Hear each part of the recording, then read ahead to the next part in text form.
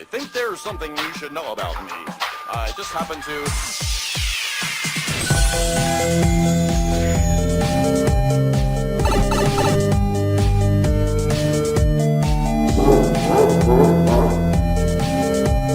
Outstanding. Let's go bowling. Wow! Hey Aussie gamers and honorary Aussie gamers from around the world. Welcome to episode 90. Today is Saturday, the 15th of August 2015, and you're listening to the Aussie Gamers Express podcast. The podcast that is only 10 episodes away from a massive milestone, and that's 100 episodes. I am your host, LewkOne, and joining me as usual is my great friend Red. How are you? Well, not to tell any lies, I'm pretty fantastic though. We did celebrate a birthday last night, if you get what I mean.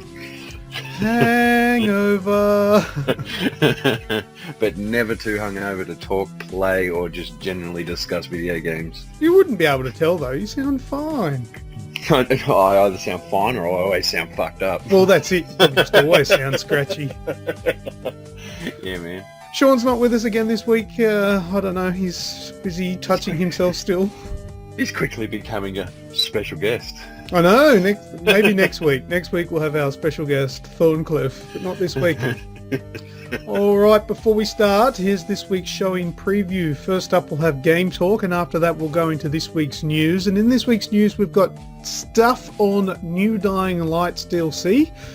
Then we've got PS Plus Vote to Play update, Resident Evil 2 Remake, Warcraft 2 possibly on the horizon, big Aussie game prices, and Fallout Shelter hacked. After that we'll do What's That Sound, then we'll do Not So Frequently Asked Questions, and this week it's on, can you guess, Red?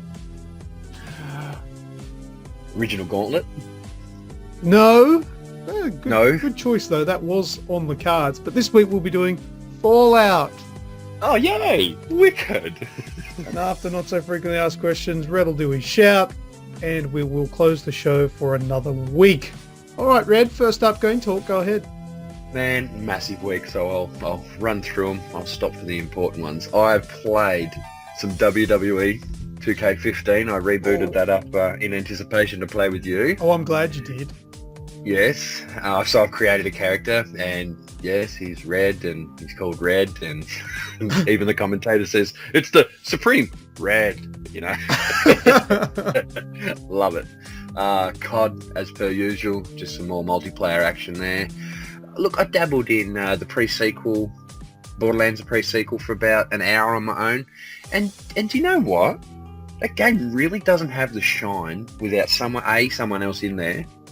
And I think the Ocarisms or the Australian touch, if you will, is a little over the top to sit there and try. Over the top, isn't it?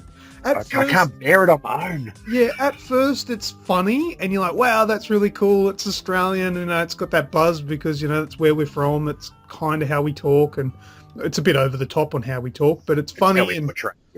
Yeah, but then it sort of just gets a bit old. You're like, geez, it's just too much. Back it off a peg. I find when you got someone in there, you can just have a chuckle at what they're saying. It's like, yeah, and then you got someone going, yeah, but you're sitting there on your own, you're going, shut up, bitch. You know, there's one thing that I thought, I don't know how this wasn't a little bit of an uproar depending on who got their hands on it, but the Aboriginal community... Now, there's a character in there. Now, he's not overtly Aboriginal, okay? No. But being an Australian, you can pick the Aboriginal accent. You know how they, you know, they've got their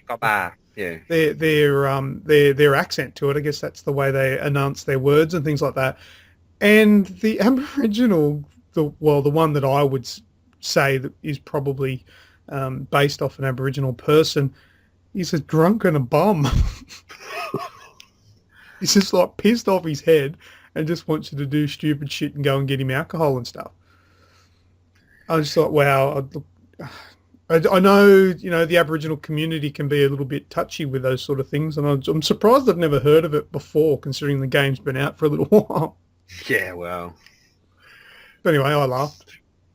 moving on before I say anything. Yeah, yeah. I got the Rocket League patch plus DLC. Yeah, me too. The new cars are pretty cool, though I haven't used that the rice burner one, the bloody little pocket rocket looking thing. That's what I've got. I use the muscle car. I think it's a real take on Fast and Furious. You've got a muscle car and you've got a little Japanese car, and I don't know, because you get a couple of new items to put on, like the wheels and the smoke and the trail and whatnot. The spinners. I put the spinners on too. Yeah, the spinners are cool. But I got the burnout when you use turbo. It does a burnout sort of thing. And I don't know, it's just placebo. It makes me feel like I'm going faster and I feel real badass. So what I probably just makes a sound like burnout. Yeah, well, you have your trail. And yeah. Sometimes green shit. Yeah, well, a bit of smoke comes out, but the smoke doesn't actually come out of the back of your car. It comes out of your tyres. Oh, sick. I haven't looked at that one yet. And there's just a few little things. And I know you'll appreciate the finer details in games. They've upped a couple of or changed a few of the sounds, like when your turbo runs out, instead of just going tss, tss, when you hit the circle button, there's now a full sound for it. And just the sounds, they seem to pop a little bit more. And you can see when you party up now, you can see your friends' cars on your screen. Up to 4 people, you're all on the same screen together there. Oh, and, on the main menu thing, where you hit a game. Yeah. Oh, nice. Yeah, so it's just these real little things. The Colosseum map, that's a bit weird. It doesn't look like it's got a wall, if you know what I mean. It looks like it's all open, doesn't look like it's got a roof, but until you actually drive on it, it does. Yeah, yeah. You drive on and it kind of does that hexagon pattern thing like on the other one. Oh, that sounds cool. So it's all right. It doesn't feel, I'm 99% sure it's exactly the same size and shape as the other. Yeah, it would be. Fields. It just doesn't feel like it. Yeah, I've read a fair bit from the developers, and they are sticking with the core gameplay elements. They're not changing anything up. They're just going to do cosmetic things and fine tune from here on in, and I support that completely. Well, let's face it. I've played 800 games. You'd be up around 300 or 400 games. We play because we love it for what it is. Yeah, it's not broken, so don't fix it. Just make it look different every now and again, sound different. I'm happy with that. Yeah, I think that if they did change anything, it would upset people because it is so perfect. They did toy with the idea of a hexagon stadium with flatter walls and more rigid corners in it, though I don't know how that'd fly without trying it. Yeah, I'm happy for it to stay the same and just get little tweaks and updates and little cosmetic things. You know what I think really needs to come, and I'm sure it's on their list of things to do. But skins for the ball. Yep. Like random skins in the game. So it'll pop up. It'll be a soccer ball. It'll be a tennis ball. It'll be a basketball. It'll be a baseball. All these different balls that just come through. I think that'd be cool. That would be cool. Yeah. Or if you could choose it yourself and it only looks like that ball to you. That would be cool as well. Because some people might just want that mad little metallic looking futuristic style ball, and you can set that. That'll be a really cool feature, I think. Yeah, well, as promised, we said as soon as something became available for purchase, we'd buy it and give back to Psionics and whatnot. Yeah, absolutely. Do you know what else was quite impressive? What's that? The price. Oh, it's $5.95. Yeah, I was expecting $7.49. Up there with I think there's DLC for Gauntlet $7.55, and it's all around that $7 to $9 mark. $5 is not bad, At the end of the day, it is only cosmetic. It's not adding to the game. Yeah, there's 2 cars, a couple of customizations, little like paints and stickers and things like that. So you're not getting heaps. So I would expect the price to be reasonable, but I, like yourself, Red, I think I would probably chop that price in half. I paid $2.50 as a donation, and the rest I paid for the DLC, because you're right, and it's not very often that this gets. I don't think you and I have ever said this about any other game, that we're buying the DLC not only because we want the extra stuff, but because we want to give back, because. Yeah, we do pay for PS Plus. That's why we got our copy of Rocket League. But it's a game that I just want to support because it's just so well made. He's taken the world by storm, esports style. Yeah. It's just gone woofka. I love Yeah. it. It's a little thank you for the good work that they've put into it. I mean, it sounds silly, but I mean that's how I feel. I feel like I want to give to the developers, you know. Yeah, absolutely. Moving on, I've put probably this week about 5 hours into Dark Souls 2 because I just found myself sitting there looking at my XMB, you know, and I was in a real, not a real jovial, like I hadn't had you for 4 or 5 days to gel with and talk to, you know. I had, like, don't get me wrong, I love Weeksy and I hang out with Weeksy. Weeksy's always playing serious games and very little co-op sort of games and everything like that. So I kind of miss that aspect when you go on a big block of work. So I'm sitting there and I'm like bumbling through my bloody XMB. It's like, I just really want to play something serious, something with a bit of story and a bit of drive. Because you know me well enough. Sometimes the story of some games like Gears of War, like to a point, you know me, so you kept saying, oh, do you understand the relevance of this? Do you understand the relevance of that? Sometimes the story goes way over my head because I'm having too much fun. Yeah. That's either with you, socialising with you, or playing the game. And then I was sitting there going, oh, fuck, I want something serious to do. So, yeah, I whacked in some Dark Souls, died 100 times, and then rage quit. Oh no. But I unlocked 3 or 4 different routes now. I've got places to go explore, so it was nice to get that taste back. My cousin come and stayed for a night, so I put probably about 7 hours of multiplayer into Battlefield Hardline again. It was nice to get back into that. That's a great game. It is. Talking about small purchases or low costing purchases, I bought Kung Fury from the store for $3, I think it was. That is the best time I've ever spent using 2 buttons. It's sincerely cool. Like, you're just sitting there and you got enemies coming from your left or your right. So if you want to strike left, you hit left on the D-pad. If you want to strike right, you strike right on the D-pad. And so you get different waves of enemies come through. Some of them are 1 punch, and then there's the ones that look a bit tougher. They're a 2 punch, and then a chick will come along, and you got to go left, right, left, because they go from your left to your right to your left. So, and it's just all combination. Oh, so you're just standing in the one spot? Yeah, pretty much. And they come to you? Yeah. Okay. Yeah, and it's actually a whole lot of fun. I didn't know what to expect going into it. It said $3.80. It looked cheesy and retro, and I had $4 or $5 on there, so I've gone, yeah, I'll take that with the Rocket League DLC because I had to put $10 on, you see. Yeah. So brilliant, absolutely brilliant. And last but not least, I've been playing some Steam games. Oh, what have you been kicking up on? Mainly Magic Jewels. So it's the Magic the Gathering card game. Yep. But it's free to play. Yep. And the only thing I'll say, like, I enjoyed it for the first 6 games because I won them pretty flawlessly. I think it hands it out to you a little bit. And then you got to the harder ones. And I lost, and I went, fair enough, no, cool. I realised where I fucked up there. Went back in, played it again, and everything, including the hand that I got, the hand that was dealt, everything happened in the exact same order. There was no randomness to it, so it really took the whole feel of playing a card game with a deck of 40 cards. It took all that out of it, and I'm like, you're joking. So I lost 3 times, and so I worked out exactly what order I had to play the cards in. So it kind of took away from the whole Magic feel of it. And there's no chance. It's just that's it. No skill, no chance, no nothing. It's just the game wants you to do that. Well, there's 5 lots of campaigns for the different planeswalkers. So there's 5 levels of 5, so 25 levels for against AI. But then because it's free to play, you get premium currency for everyone that you beat, and then you can go in and build your own deck and then play versus online. So that's where you'll get the randomness and the variations. The more jewels.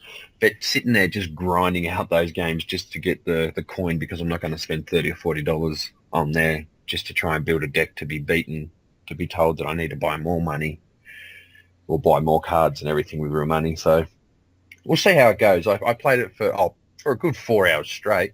I gave it a good go one morning because I've got a few Steam games on there. Like I plan on playing some Sniper in the next couple of weeks and whatnot like that. So getting ready for when I get my new computer, so it won't be so foreign to play games on the computer. And I've also ordered a a wireless 360 controller adapter for the computer. So, Oh yeah, did you get what, just $5 on eBay? yeah, 550 Yeah. free delivery. Tops, isn't it? They're so cheap. Yeah, They work brilliant. so- I've got two of them just for me two computers, so and they work perfect. Yeah, so I'm looking forward to that because, well, I'm obviously not adverse against using a 360 controller or playing the 360 now with you guys because I've got Gears of War 2 in the mail from you. Thank you very much. I'm very humbled.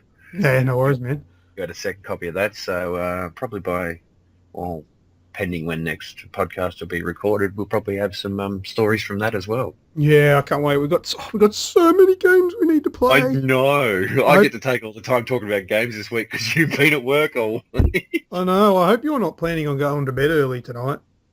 Nah, not tonight. No, we're hanging out, brother. I've had a Beautiful. sleep in. I'm going to have plenty of saturated fats and carbohydrates throughout the day. Nice. And yeah, so over to you, my friend. All right. Well, I played Submerged. Have you played that yet? No, I haven't. Submerged is it's out now on the PlayStation 4, Xbox One, and I think it's on PC as well. I believe. I think it's on everything basically. But I didn't know what to expect when I saw this on the store.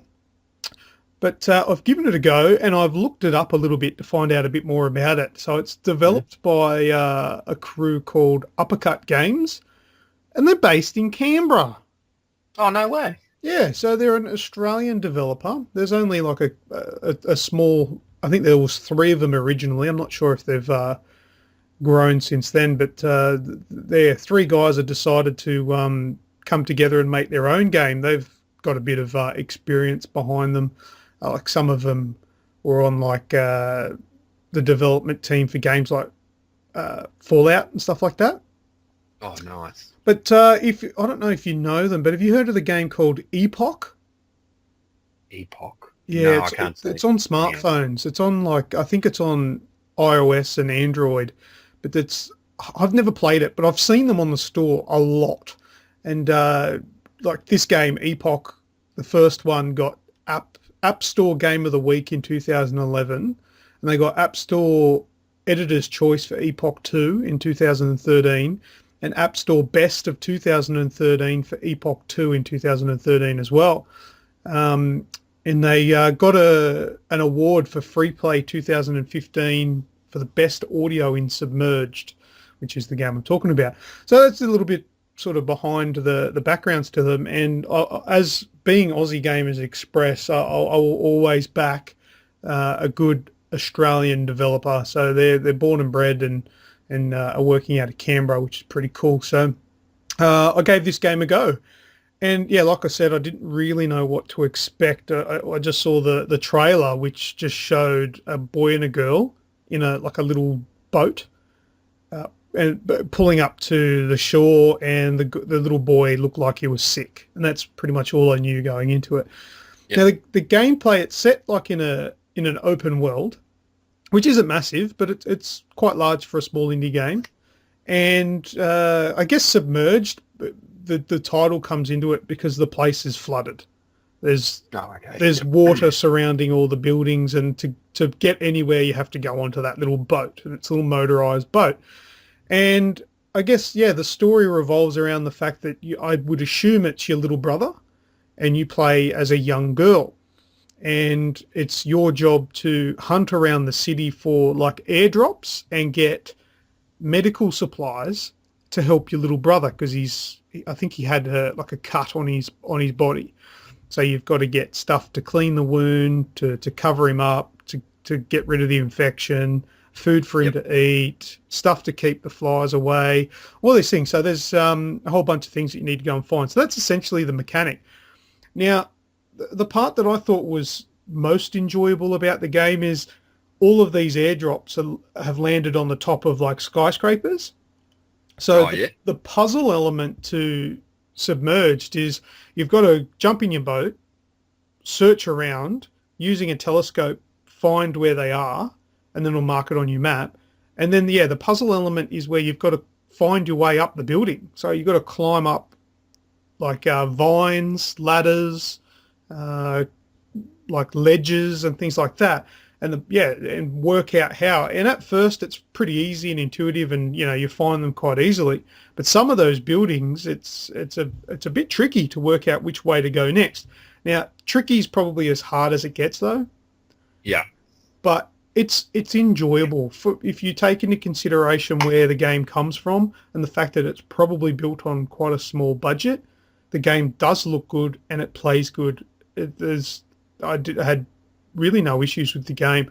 I had one moment where I got stuck, and I got stuck in between like some tree roots that were in the water, and that was the only time. That was the only issue I had with the game, and I had to just quit out and load it up again. There was no issue, but I thought it was all right. Now you'll finish if you do campaign only. So if you just do the storyline and just go get all those main drops, game's probably going to take you 3-4 hours.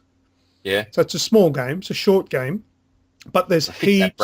Yeah, that's right. There's heaps of collectibles though, and so you can. I think there's 60 upgrades for your boat, which essentially you get a boost in your boat for the little engine, and all of the upgrades just increase the amount of time you can boost for before it needs to regenerate.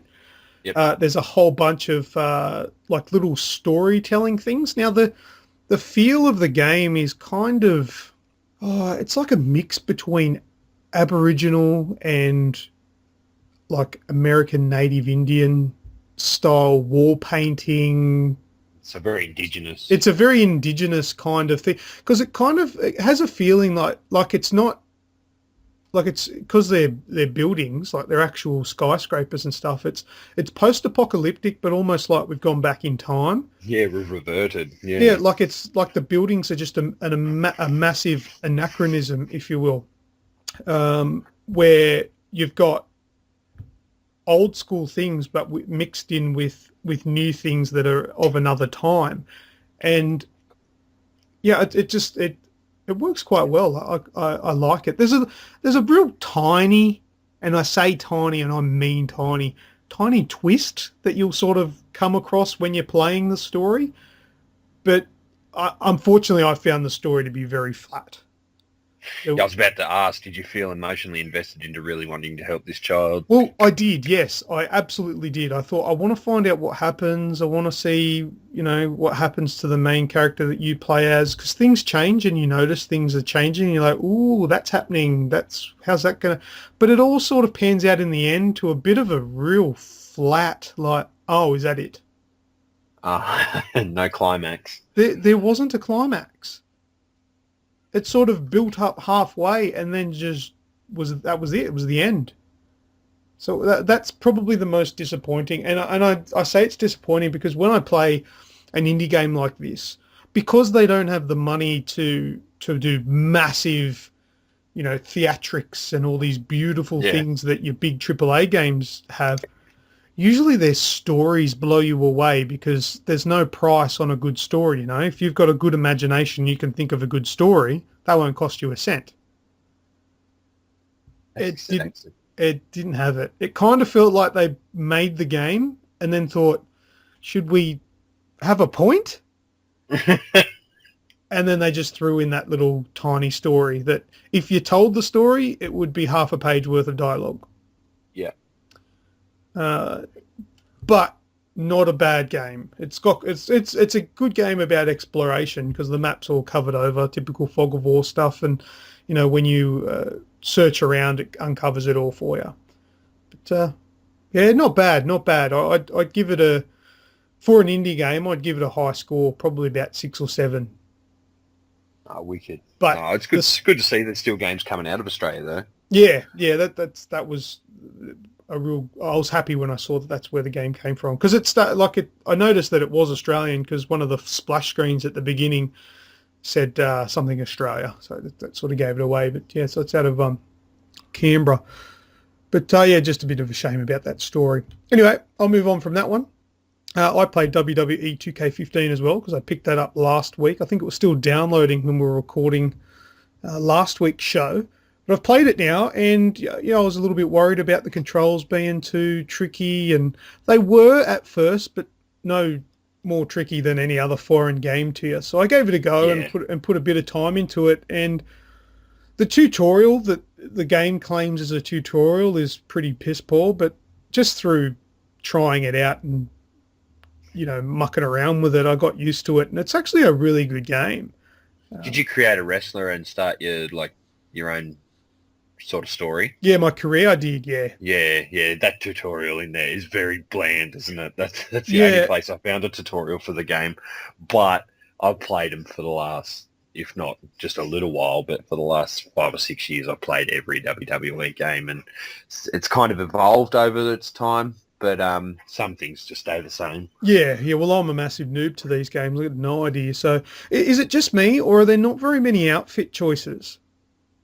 Yeah, unlock them. Oh, okay. Because Yeah. I really didn't want to wear the whole, like Greco-Roman wrestling outfit. Oh, yeah.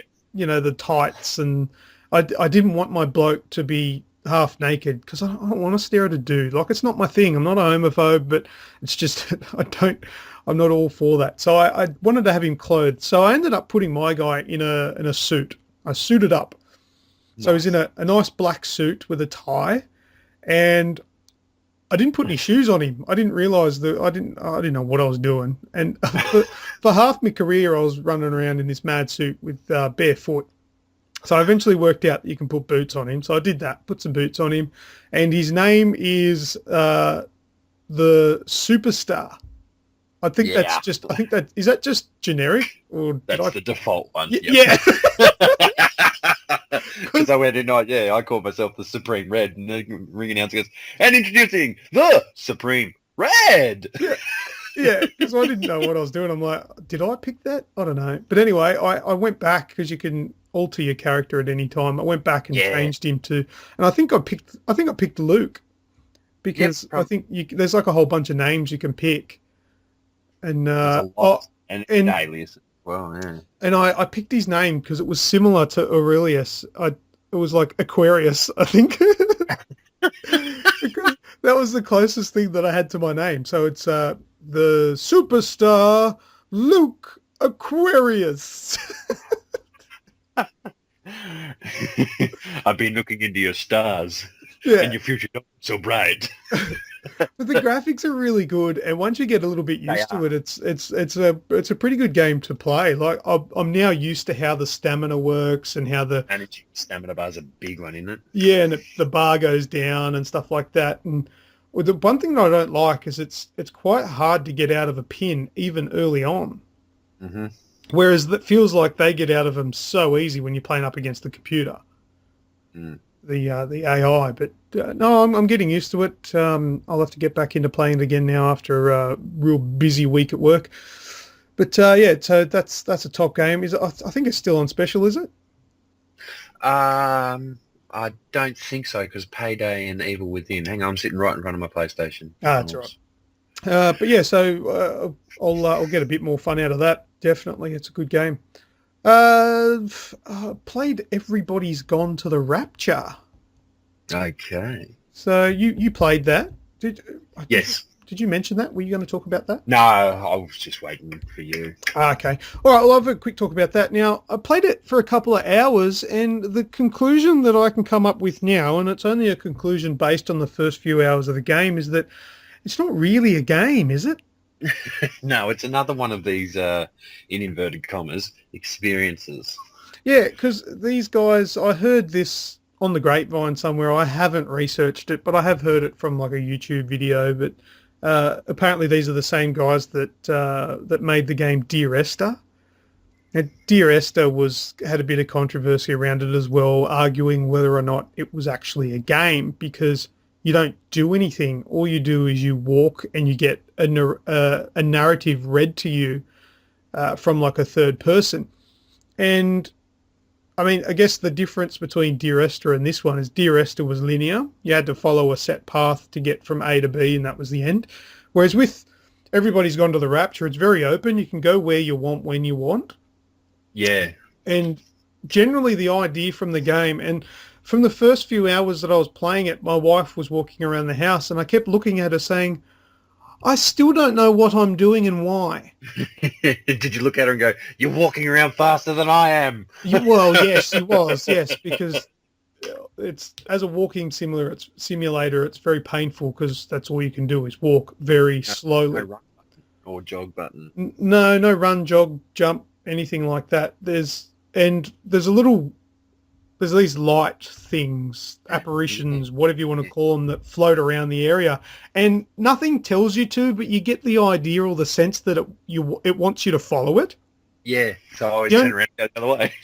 The only thing is, you can't keep up with the fucking thing because it moves at lightning pace, and you're just there going, "Hang on, I'm coming." What do you think about the motion sensor thing? Is that just so you weren't using the X button and Do you want to know what I think of the where it uses the 6-axis?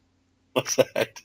Why? Why am I doing that? And you got to get it right as well, or it won't fucking open up the apparition, as you said. It's just stupid. I don't know why I'm doing. Why do I all of a sudden have control over this little glowing orb in front of my head that I have to tilt the controller? What is the character doing? Is he doing like a dog does when you look at it and go, and the dog goes and tilts its head? Because you've got to tilt the controller. Yeah. Usually when you've got to tilt the controller in a game, it's signifying an act that the character's doing. Yes. You know, like if you've got to look up, you lift the controller up or something like that. This, I don't know what I'm doing. I don't know why I'm doing it. It's very bizarre, and nothing tells you anything. No, I think that's the funny thing, because I wanted to bring that up. I think that's what these games are meant to do. You're asking yourself the questions, what am I doing? And then you're almost, well, all in your head, obviously, unless you're weird like me, you're almost answering it. And then by answering your own question, you're creating your own sort of the bulk of the story. Does that make sense? Well, no. You're just so lost. Because, look, there just has to be some sort of direction in a game. I understand that they're trying to, they don't want to hold your hand. That's fine. But Ethan Carter did that right. They didn't hold your hand, but you at least slowly, by process of elimination, worked out what you needed to do. In this one, I played it for hours, scratching my head.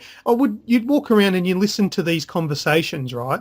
And the conversations, and I don't know if this is an artistic approach or just a lazy approach, but there's no character models in the game. They're just all light outlines of of some. I liked it when he exhaled his cigarette, though. That looked really cool. Yeah, that was pretty cool. Yeah. But so you don't get a visual representation of who's speaking. So I would recommend turning on the subtitles and the because you don't know who's talking unless you've got them. Yeah, because they've got like English accents, and sometimes two different males can sound very similar. On the subtitles, it'll say the person's name first. So it'll say like Kyle and what he says. So you'll get a bit of an idea on who's talking. You can follow the conversation then. Yeah, but the thing is as well, because it's all non-linear, the conversations that you listen in on are very vague. Very vague, yeah, and abstract, to the point where they do it that way because if they did it sort of in an order, it might not make sense if you've listened to the wrong one first. Yeah. But then that just sort of means that the conversations, and they're just conversations that you're like Eavesdropping Simulator 2015. I know there's obviously a bigger picture that I haven't finished playing yet, but it just left me confused because, yeah, I'm hearing a conversation and I'm hearing a direction that it's going in, but I don't know why, because I don't know what's happened. Everybody's gone to the Rapture is all I know about this game. Apparently that's where everyone has gone. I don't enjoy it. And I don't know if I even want to keep playing it. I do. I'm intrigued. So I plan on reviewing it. There's nothing that it didn't give me anything. So I'll go back to Submerged. Submerged had the little kid who was sick. It gave me that. and it Yeah. made me want to find out what happens to him. Rapture hasn't given me anything to wonder or care about. Except for the title. The title makes me think, what the fuck is the Rapture? That's it. And the apostrophe before the S. Everybody's. Maybe because all the bodies are gone and we're just left with the essence of the humans. I don't know.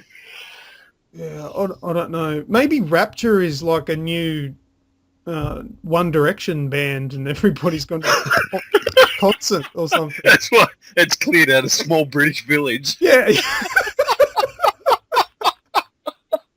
It's the new internet sensation and Twitter's going nuts.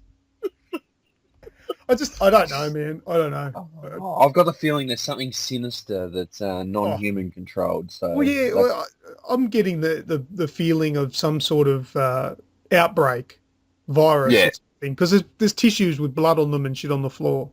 Have you heard the repeating numbers coming through? Have you know what? I even started writing them down. I've got it written down right here in front of me on a sticky note on my desktop. Yeah, I've got them on my iPad on the notes. 1 7 1 6 1 5 1 0. It's going to mean something. Oh, I'm sure it's going to mean so. I thought they were going to be like passwords, so I wrote them down. We find a hatch, and then we're on the Lost Island. Oh no! That's when I hit delete. All right, you know what? I'm gonna hang out for your review, and I'm gonna read that and work out whether I continue playing or not. Good stuff. All right, that's. Oh well, look. Before we finish on that, positively, it does look fantastic. It's a beautiful game. Yep, agreed. Very, very pretty. All right, let's move on. I want to mention Gauntlet. We're going to talk about Gauntlet next week, but I have started playing that, and that's all I'm going to say. I had a quick 5-minute phone call to Weeksy prior to the podcast. He goes, Luke loved it. He goes, so that holds it in pretty good stead with me, he goes. Yeah, he bought it last night after I told him what I thought of it. But, all right, we'll talk about that next week, and I think you're reviewing that too, aren't you? Yeah, mate, I'm going to pull my finger out and have a bit of a go this week. Nice. All right, cool. That'll be out during the week at some stage, but it'll be up on the Facebook page when we're ready, and it'll be on Aussie Gamers Express when it is posted. A couple of other things I want to mention, just quickly. The Turtle Beach Elite 800 gaming headset competition is going strong and is about halfway now. So you've got the rest of August to get your entries in, and one lucky person will win it. And it'll be posted to them free of charge, all absolutely free. A $420 headset for your PlayStation 4 for nothing, just for listening to us ramble on every week and having a bit of a go on our Facebook page. That's all you need to do. So head across to Aussie Gamers Express on the Facebook page and follow the instructions on the pinned post to get your entry in. Also, now this is a bit of a heads up because it's not happening yet. But as of the 1st of September 2015, we've got 6 copies of the game Cube, the director's cut for the PlayStation 4, to give away in September. So keep your eyes peeled. It'll be on the 1st of September. It'll be a competition. The instructions will go up on the Facebook page on how to enter. And there'll be six lucky people who walk away with that prize. So that's pretty exciting. But I think that's all we got for Game Talk, Red. I think we better move on to this week's... May I just insert my last little bit of personal news? Can, if you want to.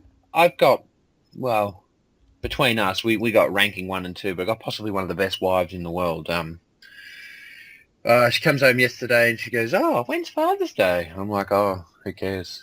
You know, like she's already gone bent over backwards and made sure that I'm coming up to spend some time with you for the EB Expo and everything like that financially and some spending money. So Father's Day, birthday, Christmas, that's all I wanted to do was come and see you guys and come and hang out with you and go to the EB Expo and represent us. She passes me this little docket. I'm like, oh, it's the EB docket. She pre-ordered me Black Ops 3 and Fallout. Oh, paid in full, mind you. Paid in full, lovely. So all you got to do is go and pick them up. You're a legend, yeah, Prue. Love your work. Yes, excellent. Good woman. She is lovely. She looks after you, and she puts up with you, which is also fantastic. Tell me about it. Nice. All right, news. Cool. All right. Oh, just quickly. No, Mhm. oh, no, that's a secret. I'm not telling anyone. All right, let's go to the news. You can't just say that. I just did that. Ring. Yeah, I'm in charge. I'm editing it. Sucker fart. Remember that from the 80s? Yeah. Sucker fart. Sucker fart.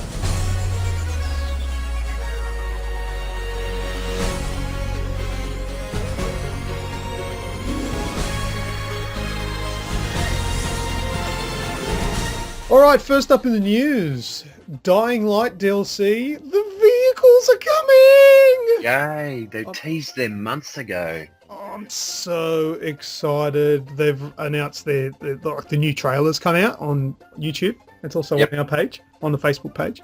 Yep. But Dying Light's coming DLC is going to be called The Following. Now, I've heard rumours that it's apparently as big as the main game. Well, you'd think it would. Well, space-wise.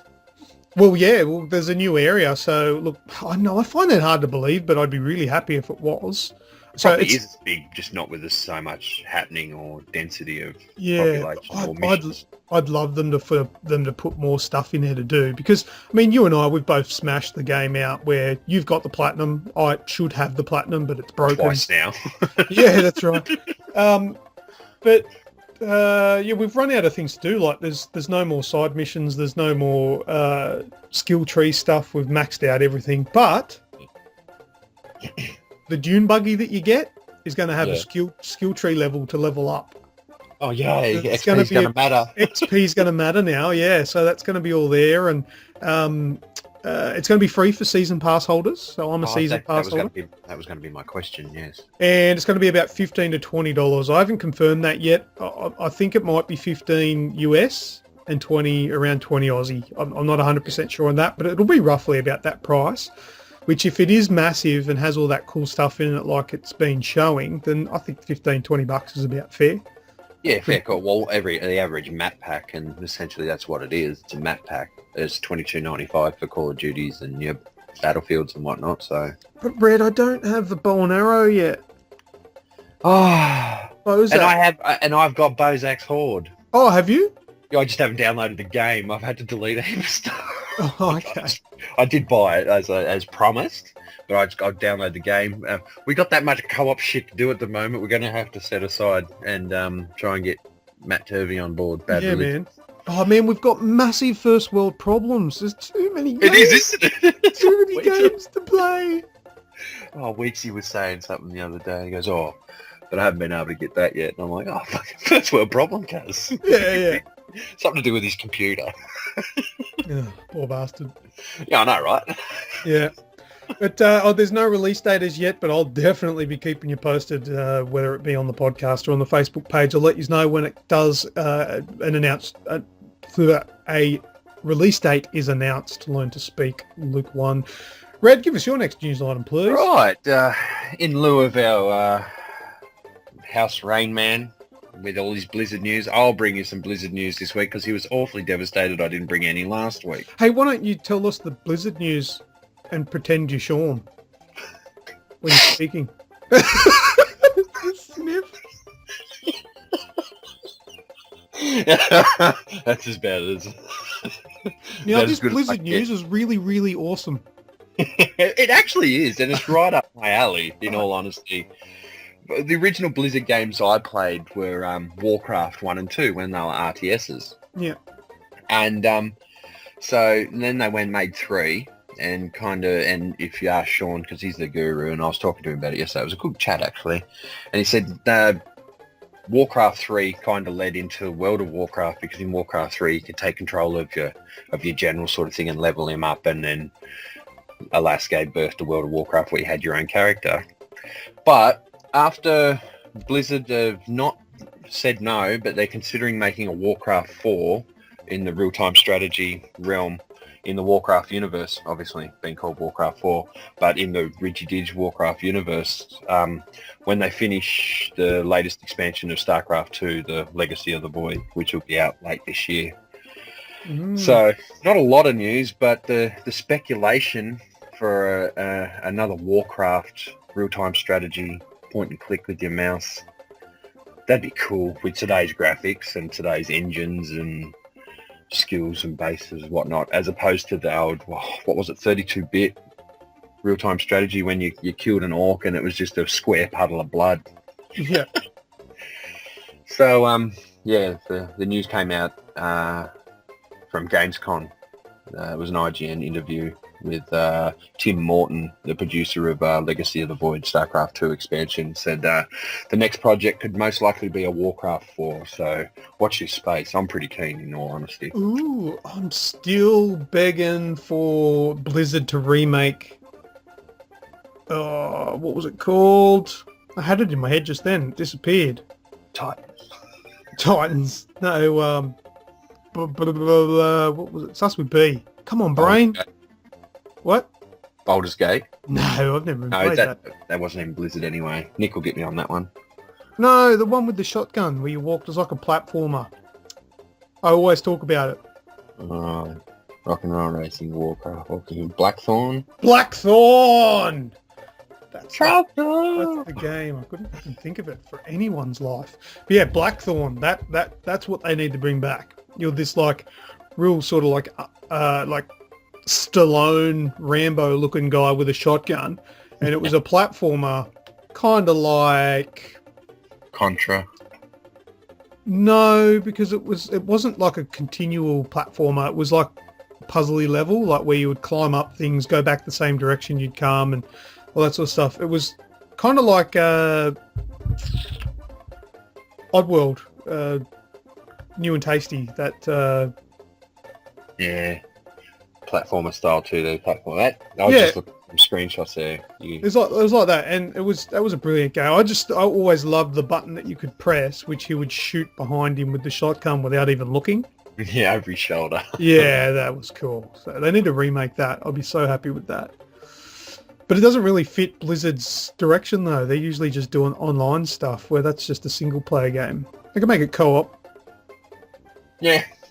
Oh, well, that'd be cool. All right, next bit of news. Capcom gives Resident Evil 2 Remake the green light. I guess this was a given, really. Yeah, oh, come on. Yeah. They've remade the original.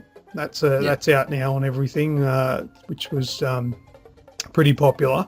But last month, Capcom asked the fans if they wanted the Resident Evil 2 remake, and it was pretty unanimous and overwhelming. So the producer for Capcom has, or for Resident Evil 2, I should say, has put a video on YouTube, and what's his name? Yoshikai? Yeah, I was waiting for you to have a crack at it. Hirabashi, you could say it better, couldn't you?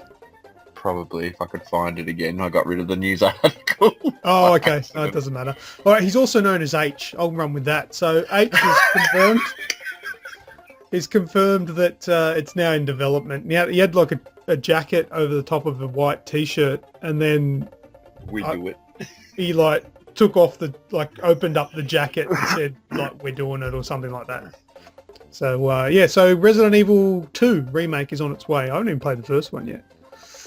But I think Resident Evil 2 is probably one of the better Resident Evil games. That's why you were never going to get a resounding no when you asked the fans if they wanted it. Yeah, no, definitely. It'd be good for him to finally release like a box set of remade ones. That'd be cool. And then give you the originals with it. Yeah, that's a good idea. Yeah. Be a bit pricey, but worth it. Yeah, that'd be cool. But that's all with that one. Red, what's your next piece of news? Well, as we heard last week, and we've blogged and we've talked about on the page, that PS Plus were able to vote to play.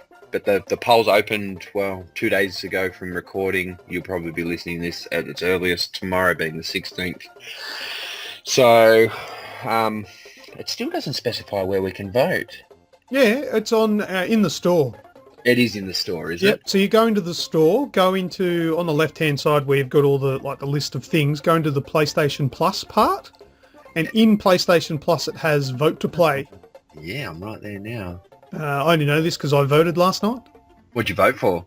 I voted for Zombie Vikings. Excellent. That's what I'm going to as well because it's co-op.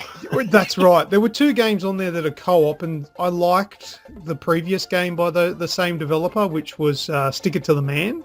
Yeah, that was it. It's got good humour. I like that type of game, and it's a zombie brawler that's 4-player co-op if you want, I think. Yeah, so just to emphasise, we've got 3 games. Ubisoft experimental botanical 3D platformer game called Grow Home. Yep. That launched earlier this year on PC. There's Mellow, a fantasy hybrid of strategy RPG and board/card game mechanics. That really grabs my attention. Yeah, that looks cool. That was my other choice because it's co-op as well. And then the Zombie Vikings, a 4-player co-op story brawler. That sounds wicked. Yeah. Set in an over-top reading of Norse mythology, so you'd think there'd be a little bit of historical fact and everything in there. That's what wins Zombie Vikings for me, though, as we have alluded to and in the past and said, the other 2 games that don't actually make the list will be on special. Yeah. So whether Armello's free or not, I'm going to pick that up because I like the whole board card game style mechanics, somewhat like Hand of Fate. I really enjoyed that. But Zombie Vikings, so I'm going to get both those. I just really hope Grow Home doesn't win so I can get one of them for free. Well, I'll give you a bit of a heads up. Yep. When you vote, it shows you a bar graph on who's winning. Okay, I'll vote now so we can have a live one. Well, I'd tell you, it wouldn't have changed from last night to now. Grow Home is smashing it. Oh, is it? It's more than double what the other 2 have got. The other 2 are very similar, but Grow Home looks like it's going to win, man. Grow Home looks like an awesome game. The only reason why I didn't pick that is because it's single player. Gay. But yeah, it looks like Grow Home's probably going to win. Yeah, I second that. I mean, I'm not going to be upset with it, but yeah, I'd prefer co-op stuff. I love co-op. Yeah. Oh, well, That's it looks cool. like we're probably going to be up for $20 for those other 2 games because we'll probably get them. Yeah. But yeah, I think there's about 9 days left. 9 days, 13 hours, 34 minutes, and 40 seconds. That's it. From now, that is, anyway. From now, yes, of course. Next up in the news, the price of games in Australia. Now, this is a bit of a news piece. At the same time, it's a rant soapbox moment as well. Yeah, let's jump up on it together. Yeah. All right. So currently in my crosshairs at the moment that I'm going to shoot at, let go some shots at is Brothers: A Tale of Two Sons. Mhm. Have you seen that on the store? Yes, I have. It's currently available now on the PlayStation Store as well as the Xbox One store. Now, it's a great game. It's been re-released on the current generation. It was originally released on the previous generation in 2013. Now, here's the couple of issues that I have. It was initially released in 2013 for $20 on the Xbox 360, PS3 and Windows PC. It's been released now on current generation and PC for $40. 40 fucking bucks, man. Come on. $40. Now, it originally launched on the PlayStation Store. I don't know about the Xbox at $45. It was quickly changed to $39.95. So it's $39.95 now on the Australian PlayStation Store, and it's the same price, $39.95 on Xbox One. This is bullshit because the US store is $19.99. Wow. We are exactly double what it is selling for in America. There's nothing to do with exchange rates there. That's ridiculous. Sony have sort of made a bit of a comment about this, that the pricing isn't set by them with this game because it's a third-party game, not a Sony game. Yeah, 505. Yeah. Haven't heard anything, no replies from 505 as yet, but that's a joke. Like, I'm not having any shots at the game itself. The game is brilliant, okay? I loved that game. I 100%ed it because it was free on PS Plus for the PS3 a little while ago. And I think the game is brilliant. It's absolutely worth playing. but I would never recommend paying $40 for this game because it's short, just because it's on the current generation. Get it on the last generation. It's not. It plays well on the last gen. I'll get it on PC for. You can probably pick this up on maybe a humble bundle or humble store for probably $5. Yeah. And they're trying to peddle it for $40 in Australia and half the price for the rest of the world. That's not on, man. No, it's fucking. It's been a constant thing for a long time. You know, like. We have a standard price, basically, for when our games come out, $99. You know, you look on, whether it be the store, whether it be your leading distributors like EB and whatnot. It's across the board, our games are $99. America across the board, $59. Yeah. You know, and that's not to mention our DLC prices either in comparison to, say, your American or Canada. And I know it's slightly off the beaten track, but they're talking about rising the prices of PS Plus in the UK to be on a more comparable level. Yeah. Fucking someone here at the moment is rubbing their hands, making some fucking serious coin. Like, yeah, Sony say, oh, well, we don't make the price, but they take a cut. Yeah. They could take a smaller cut, you know what I mean? They've obviously already paid $5.05 for the use of the game on a PS Plus in the past. So I as you said, I can't justify getting something on a PS Plus title and then turning around and paying above retail for we won't say quality of the game, for the what is it? Just the group of game. It's not a AAA and it's not quite an indie. If you know what I mean, it's somewhere in the middle. I wouldn't call it B grade. You can't ask, and I don't care what game it is, you can't ask more than what you originally asked for it when it released and it was brand spanking new. As far as I'm concerned, day one for a brand spanking new game is the most expensive, the most amount of money that you can ask for that product. Not even just a game, anything. If a 2015 model vehicle comes out today is the day that it will be the most expensive. You can't re-release it 2 years later at more expensive than when it was brand new. That's right. It doesn't make any sense. The only people that are going to be buying this are people that are unaware. Yeah, and that's why we're here. Don't do it. Education. But yeah, I just, and like, number one, it's too expensive. Number two, why is it more expensive in Australia? Yes. Well, because the data has to travel further on the servers? What? Well, they just give it to us slower anyway, don't they? Well, that's it. Yeah, it just slows down. Half of my bandwidth gets fucking splashed out into sea at some stage, I'd imagine, anyway.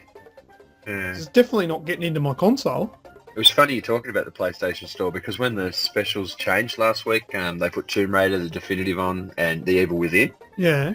And The Evil Within had the little PlayStation Plus logo next to it and went from $24.95 down to $9.95. Right. We clicked on it, couldn't do it. Wouldn't give it to you for $10, and then about half hour later it changed back to $24.95. I feel also something that just really highlights this issue of the price and making the extra $5-10 per game out of per consumer is this is a shit store. Like, I love the specials we get with, and you go through the 60% off, and there's AAA titles there cheaper than the brothers. Yes. Yeah. You know, like, don't get me wrong, I appreciate that, but this fucking, the whole concept of this PlayStation Store since PS3 has been slow, clunky, and broken. Yeah. You know, so many times you go in and you go, oh yeah, I'll get that DLC, and it'll go, content not available. Dying Light, that was a real catalyst on the PS4 for the store starting to fuck up, and they'll take your money. Fucking oath, they'll take your money, but then nothing will happen. You got nothing, and you got to wait, and then you got to download, and there's no preload. Australian prices are shit. The Australian PlayStation Store has a lot to be fucking made up That's for. it. I mean, I know that's another topic, but just a quick mention of it. Why don't we have preload? Why not? Yeah. Well, it all comes under the same umbrella. You know, if we were getting these extra functions and these extra deals and because we've got a PlayStation account for an American, we've got an American account, sorry. So we're able to compare visually. Like I obviously can't purchase anything from it. It's just so I can get a demo or a beta here or there. But there is a massive difference, and there's a massive difference in what's available and what's on special. And I don't know, gaming's so much cheaper in America. Yeah.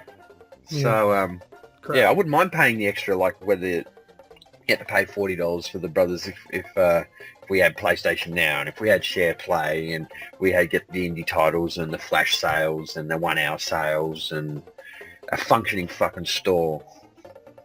There, rant over. You said there was a soapbox moment, so I had mine. So Yeah, no, that's it. Well done. All right, Red, let's move on to your last bit of news. All right, so a lot of people out there, the Android users and the people that are Fallout enthusiasts, probably have picked up Fallout Shelter on their Androids or iOS devices yesterday, like I did. I like it. I think it's really cool. But here's a little bit of sad news. It's got a leaderboard and it's got like Google Plus or Google Play achievements and stuff like that. So that's all well and good. But there's this guy, whether it's a pseudo or an alias, Jake Polly, he's gone in and he's hacked it. And he's given himself a all-time top score of 2 billion points. And mind you, the two people who come in second and third, one's bite-sized test user at 15,000 points and the other one's a Bethesda Q&A with 12,000 points. So I think it's really sad that people have to go on a free-to-play game, hack it, essentially it's hacked, and giving themselves this big, massive score. Like, you see it on COD, you see it on this and that and everything else. What's that notoriety worth? Everyone knows you're a fucking joke. I know. You know what? If you're going to do it, though, give yourself a moderate score. A believable one, yeah. And slowly hack it up until you're at the top. And don't put yourself at top by millions. Put yourself just on top so people can beat you, and then just slowly, sneakily hack yourself back to the top. Otherwise, people are just going to go, you're a hacker. Not that I want to teach people how to hack properly. No, that's exactly right. But yeah, and you don't use your real face and your real name. Well, just don't do it, really. Stop, yeah. So there's a whole lot of additions that actually, so back onto Fallout Shelter, there's a whole lot of additions that come with the iOS version, so I'm not too sure. I'll have to talk to the likes of you or Sean. Did you get an update for your Fallout Shelter in the last day or so? Look, maybe. I don't play it, so I don't really notice. I actually like it, but I can't sit there for hours and hours just tapping on a screen either, so it's every time I go out for a quick smoke or a coffee, I have a look at what's going on, so I'm not emotionally invested in it. But there's a whole heap of changes, and there's probably too many to go through. So what I'm doing right now is linking this article, and I'll set up a post to go live tomorrow at 9 o'clock. And if you want to really get into the nitty-gritty and see what's changed with the app itself and what all the new things in there you can use, then head across and check it out there. So yeah, basically the headline was day one, Android Fallout Shelter hacked by dickhead. Lovely. But yeah, the most that I got out of that game, which is probably the most impressive thing that I like about it, is that it doesn't require an internet connection. So that was cool. I was at hospital a few weeks ago now, just waiting for my old man to finish an operation and pick him up, and just the part of the hospital that I was waiting in didn't have any reception. So it was like the only thing on my phone that I could do, because every other game in the world needs an online connection. So first world problems. Well, it is, yeah. So I played that for a few hours, and I couldn't get into it. I don't like it. It's not for me. But anyway, Yeah, cool. all right. So that's the news. That's it done, isn't it? It is. All right. Let's go through with what's that sound? I think it's time we stop, children. What's that sound? Everybody, look what's going down. All right. So last week's what's that sound? Red, I think you got it in about 0.384 seconds flat. Is that correct? And that's my average speed for a goal in Rocket League. Yes, I love that game. That's right. And correct answers go to Mitch Ryder and Ben Martin. Congratulations. And was it Mitch that you were given some... Do you know who shit Mitch to? is? I don't think so. Why? Nug. Oh, Nug. Your mate Nug from... Yeah, Ev's Blocks. brother. Yeah. Oh, is that Ev's brother? Yeah, they're brothers. Yeah. Oh, hey, little Ev's brother guy, or older brother, I don't know, whichever one it is. Hey, Mitch, congratulations, buddy. I was wondering why you were giving him shit. Yeah, that's why I signed off with Dave. Yes, yeah, I saw I was half pissed. I'm like, oh, this dude's invading in my Aussie Gamers life. I'm going to smash him. that. Hey, you just quickly, this is off topic with What's That Sound, but talking about the messages on Facebook, you know, like when you've worked in like retail before? Kind of. Well, do you know how sometimes they'll do like surveys and stuff like about how prompt that the person got back to you, and you know, and the customer service and all that sort of stuff. Facebook is doing it to us. I know, right? Average reply time of 37 minutes. Yes. So they now to get 100% on Facebook. So just for you guys listening, when we receive a message from one of you guys, it counts and times how long it takes us to get back to you. And for us to get 100%, we need to reply back within 5 minutes. Yeah, so stop sending fucking messages at 3 o'clock in the morning. Yeah, that's it. It's a fucking conspiracy to bring us down. I don't care, I'm the boss and I say what goes. But yeah, so if anyone sends us a message at like 3, 4 o'clock in the morning, you're ruining our percentage. Oh, our customer hasn't got his hash brown. Shut the fuck up! Oh, but that's all good, yes. So congratulations to Mitch and Ben. All right, you want to hear this week's sound? I do. Please. You're not going to get it. Okay. Dang.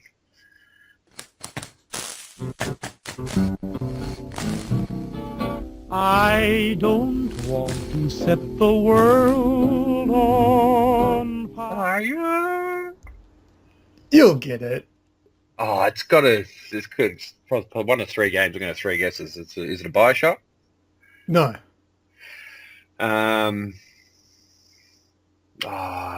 What's that? I've got it there. LA Noire?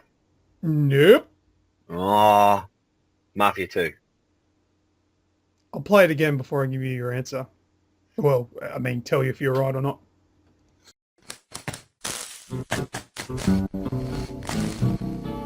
I don't want to set the world on fire. Well, that answer that you gave me, Red, while we were listening to the sound is correct. Yeah, I didn't hear the start of it the first time around. Oh, the start is what gave it away, was it? Absolutely.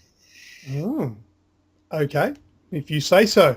All right, so if anyone listening thinks they know what this week's sound is, then send us a message to our Facebook page telling us what you think it is, and if you're correct, you may or may not get a free game.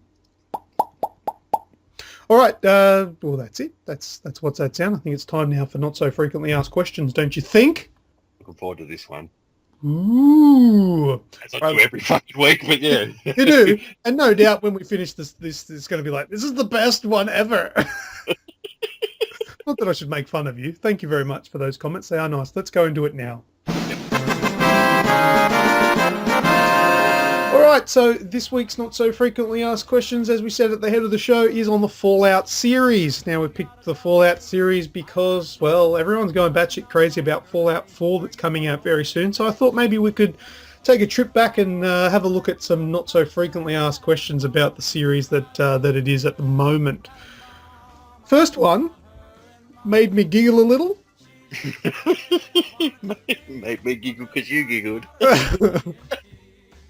And made me want to play it a little bit more so I could experience this. But in Fallout 2, Fallout Tactics, Fallout 3, and Fallout New Vegas, you can go cow tipping. Did you know that? Yeah. That's I've seen sick. YouTube videos. I've never actually done it, but yeah. Yeah, so look, if you don't know what cow tipping is, there's this urban legend, right, that when cows sleep, they sleep standing up. Now, it's not true. They don't. They lay down and sleep. But there's an urban legend that you can go up to a cow while it's standing asleep and you can push it and it'll fall over. Scare the shit out of the poor thing, but it'll wake up when it hits the ground. And it's quite funny because you're pushing over a massive cow, which would probably be a hard thing to do. I've never actually seen anyone do it, but I've always heard, especially when I was a lot younger, I was like, oh, do you just want to go cow tipping? And yeah, that was the craze back when I was a bit younger.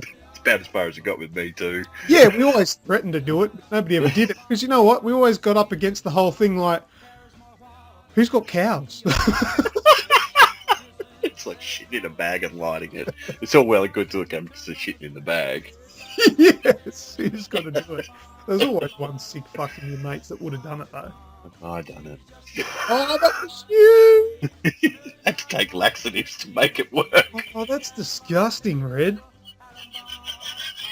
Oh dear. But anyway, all you need to do is approach an unsuspecting cow with your weapons holstered, and when you get up to it, it'll come up with a prompt that says activate. Press your button, and away she goes. The poor bloody cow will stand up a couple of seconds later with no injuries. No animals were hurt in the process, and all good. You can do it again. In New Vegas, this counts towards a challenge called Knocked Up. There you go. Oh, okay. Random. Yeah. So that was funny. I read that and giggled a bit. Thought, yep, you made the cut. You're in Not So Frequently Asked Questions for this week. All right, next one. In Fallout 3, the final game was meant to have a Surgeon Simulator style health repairing mini game. Would you have liked that? No fucking way. Yeah, well, I think that was the consensus with the game's testers, because it was removed from the final game because it was deemed too frustrating for the mainstream audience and slowed down the pace of the game far too much. I can see where they kind of implemented what they probably wanted, because when you get injured in Fallout 3, like you can injure limbs and everything, and you can go in and individually repair your limbs. So they've kept that section, but it's just a point and click sort of thing on fix rather than actually having to cut bits and sew bits. That. It would have been nice if they made that like a little, like today, if they made that as like an iPad game. That'd be cool. And do that with the Fallout setting. That'd be pretty cool. Yes, definitely. All right, next one. Fallout New Vegas expanded on the skill sets.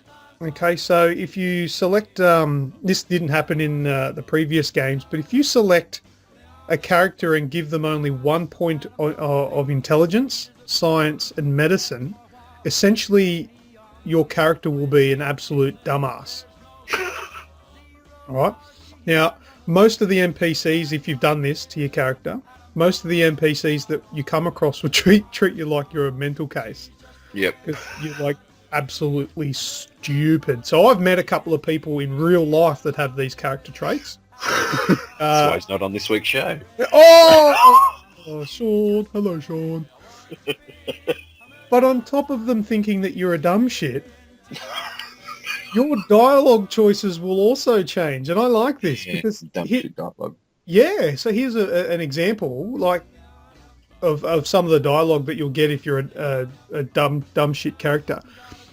You too tense, it wrinkle your nice face. Or maybe you tell me who you with so we be friends. and this one, I with bare shoulders. That's a sign of a good game, that is. Yeah, so I thought that was kind of neat. So essentially you can make your own like caveman character. Yeah, just all full of strength. Yeah, just give them more strength and no intelligence. You can still play the game, but you're a dead shit dumbass with a big fat head. No brain in it at all. That's the draw to the Fallout series, really. You can play it however you want. You can be super intelligent and just convince and lie your way through and not have to fight. Or you can just go bare-knuckle dumb shit, as you said, Neanderthal, and just beat everything out of people. Yeah, so that was pretty cool. I'm starting to learn why this game is so popular, but like I've said before, the games are too big, so I can't really go back. So I'm going to start my journey in Fallout 4, and I'll put a bit of effort into this one. I almost envy you, though. I'd never replace the journey I had with Fallout 3. Sorry, say that again. I almost envy you. Like your first big Fallout experience is going to be Fallout 4, and right, yeah. but I'd never give up. I'd never trade any experience for the one I had with Fallout 3. I understand what many you're hours. saying. Yeah. Well, look, it's like when you watch a really good movie and you think, I wish I could just erase my memory of that so I could watch and enjoy that again for the first time. Yep. But yeah, so I've got that where I don't really know much about the series and it'll all be experienced for the first time with the latest and greatest. Nah, yeah. Pretty And I'm looking neat. forward to sharing that experience with you too, dude. Yeah, man, that'll be good fun when that comes out. What, November? Yep. Cool. All right. Final one I've got here is the famous voices. Something I like to touch on with video games. We've got some famous voices in the series. Name one that you know of. Liam Neeson. Liam Neeson. He's Got the it. father in Fallout 3. He's known from Taken and Taken 2, 3, 7, 4, 5, 9, 7. Yeah. 18. Ra's al Ghul from Batman. Yeah, that's right. He was also in heaps of other movies. The Star Wars. He was Obi-Wan. no, he wasn't Obi-Wan. He was Qui-Gon Jinn. Qui-Gon Jinn, sorry. Yes. I know my Star Wars. Obi-Wan's Obi-Wan. I was named after George Lucas. Yeah, oh, nice. Yeah, my older brother is a massive Star Wars fan, and Yep. he was talking to Dad, and he said, "Dad, can we call him Luke? Can we call him Luke after Luke Skywalker?" And Dad called me Lucas, and he was like, "Good enough, George Lucas. He's Star Wars as well. That'll do." Well, he is Star Wars, yes. That's right. That's where it all come from. Yeah. So, can you think of any other famous names from? Oh, no. Not for the life of me. What about in Fallout New Vegas? There was a villain right at the beginning. There's a cutscene at the start, which is apparently memorable. I don't know. I've never played it, but there's a character named Benny. Have you played that one? Yeah, and the cutscene is they fuck you right up. Yeah. What? Yeah. There's a big event in that first one. Anyway, that character is played by Matthew Perry. Friends. Yep. Chandler Bing from Friends. So he was a massive fan of Fallout 3, and I think he went on to the Ellen DeGeneres show and was talking about how he even had to go to the hospital because he'd hurt his hand. It was cramping up after playing too much of Fallout. Oh, wow. Let's jump straight on that then. So yeah, that's how that has eventually led to him getting the role of Benny in the next Fallout game. So he's in that one. Also, Richard Dean Anderson is in the Is that series. MacGyver? It is MacGyver. Yeah. So MacGyver, and he's also in Stargate. Stargate as well. Yeah. So he plays the character Killian Darkwater. Oh, okay. Yeah. Now, also another little famous voice that turns up in there. Now, this guy is just famous for playing anyone that's remotely Mexican. Who do you think it would be? See, is it that Torillo? Close. Danny Trejo. Trejo, yeah, that's him. Yeah. So he played Raul Tejada. So yeah, he sounds like he's Mexican. So if there's anyone Mexican, you got to get Danny Trejo. Yeah. There's no one else. He's your first port of call anyway. If you don't get him, then I guess you just get that bloke from Van Wilder. Yeah. You're wicked. Cool reference. Even though I think he was Indian, I don't know why I said that. See. I've said Mexican so much, I'm starting to feel racist. Let's move on quickly. That's it. That's all I got. That's all I got for Fallout. Drop it like it's hard. Yeah, that's it. That's it for this week's Not So Frequently Asked Questions. So Fallout 4's coming out this later this year in November, so look out for that one. Can't wait. There'll be some famous voices. Have we got any voices so far for who's going to be in 4? We don't, do we? I don't think so.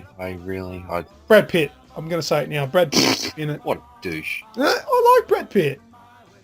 Why is he a douche? Because he's like rich and stuff. And better looking than all of us put together. Oh yeah, there's a couple. Ron Perlman. I reckon his foot's better than my head. Oh, Ron Perlman's in it, is he? Yeah, Hellboy. Oh, geez, the chin. The chin. I like it. Yeah, there's only been 5. Courtney Taylor, Brian T. Delaney, Stephen Russell, and Brendan Hunt. What about Troy You Baker? can't remember Troy Baker. Troy No, Baker. not at the moment. He's going no. to be in there. He'll be in there somewhere. Sure. Yeah. He'll be in Black Ops 3 as well. You watch. If he's not, at least Nolan North. That'll do. Red, give us your shout. First and foremost, just for basic interaction on the page, we've got Ben Martin, Matt Turvey, aka Bad Religions, just getting amongst it, always having a positive thing to say on 99% of the posts. Put up, I reshared Snoogan's Physical versus Digital blog the other night, and also had Matt and Ryan Finance on there having a good conversation about it. It was actually good to probably hit it off and have a conversation with people around the same age bracket as us all, and they had some pretty strong point of views and articulated them very nicely and portrayed them very nicely, so I did appreciate that a lot. And my young cousin Dawson Hall, he submitted some video of Battlefield Hardline. He goes, you can put that up on the page if you like, and I was quite impressed with his sniper gameplay on Battlefield. No scoping. No scope, what a bitch. Wasn't he doing a whole heap of no scoping on that? Yep. That was kind of impressive. So yeah, and also Ross also forwarded me across some Call of Duty grenade action, so thank you very much again for that. Oh yeah, I saw that. I might be able to Know your nade points or something. know your nade points, that's exactly right. So yeah, very much appreciate all that, so big shout out to you guys this week for getting amongst it. I do appreciate it. We all do appreciate it, I should say. Cool. Yeah, absolutely. It's, well, I mean, Aussie Gamers Express, I'd be pointless without a good community. So Oh, exactly. yeah, the more people that interact, it just makes it so much more enjoyable, because we put the content on there, but without the comments, we've got nothing to read because we're putting it there. It's all. Oh, that's right, yeah. You know, knew that because I posted it. But when you comment on it, it gives us something to read, and it's interesting, and we can have a conversation with you guys. That's why we do it, because it's good fun. Tops. I concur 100%. Oh, by the way, best shout. That was the best frequently unanswered questions ever. You're on the podcast, Red. You could at least know the segment names. Oh, frequently. I'm hungover, all right? Not so frequently asked questions, Red. That's it. I had the frequent bit right. Nolan North. Nolan North. Troy Baker. Liam Neeson. Oh, fucking hell. Is that it? Yeah, mate. All right. That's the show. We're done. We're finished. Push, stop, play, forward, whatever. I don't know. Listen to this or not. But subscribe to us on iTunes, Stitcher, TuneIn Radio, because we're funny, we're crazy, we're a hoot. We are also on Twitter, and follow us at AussieGamers12 on that one there. So I think you know the website for Twitter. That's easy to find. Facebook, you can get us on there. Aussie Gamers Express. Just search for us on there and give us a like. That'd be great. Twitch.tv or .com, whichever you feel comfortable typing in. Aussie Gamers TV is where you'll follow us on there, and we'll do some streams every now and then. You can send us some gear to PO Box 130 Cranebrook 2749. And by gear, I mean, look, not marijuana. I don't want any of that shit sent to us. We might get in trouble. You can keep that gear to yourself, put that in your little pipe and smoke it. But if you've got any like memorabilia, some video game stuff, some games or something that you've got lying around that you no longer have any use for, and you want to donate, magazines, if you want to donate them and we can give them away as prizes, that'd be really great. Because we're just a community-based thing. We don't have any funding or anything like that, so anything that you want to send through will help. And if we've got something that we can fix you up with, we'll do something to say thank you very much for your help. Also, we've got a website. Go to www.aussiegamersexpress.com, and that'll have our latest news, reviews, and blog posts. There'll be some new stuff going. Look, we've got new stuff pretty much every week now. It's going pretty well. So that's a real good place to get some current stuff, if not the actual Facebook page. So that's pretty tidy. And if you're wondering, Aussie, sometimes people are a bit confused. It's not Aussie as in Ozzy Osbourne. It's AUSSIE, so Australian Gamers Express, if you will, but Aussie Gamers Express. That's us, and that's the podcast. That was episode 90. Have you got anything else to say? I've been Red. And I've been LewkOne. And Sean hasn't been Thorncliff. Peace out. See you next week. Yeah, wicked.